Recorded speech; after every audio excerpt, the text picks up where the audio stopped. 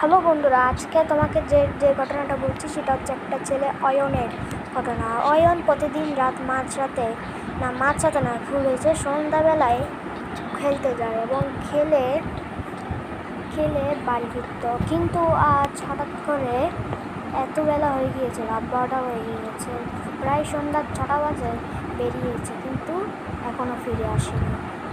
অয়ন ফিরে আসে না দেখে তার মা বাবা অনেক চিন্তিত হয়ে যায়, কারণ কোনো দিকে আবার কোনো বিপদ হয়নি তো।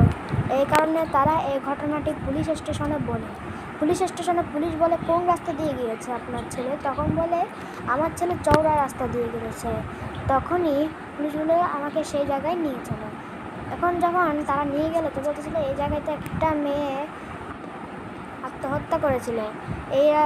এটা শুনে তাদের মা বাবা অবস্থা খারাপ হয়ে গেছে। তার ছেলে জিনিসপত্রগুলো পড়ে গিয়েছে, সেগুলো এক জায়গায়। পরের পার্টগুলো খুঁজতে হলে লাইক সাবস্ক্রাইব দুটি করো।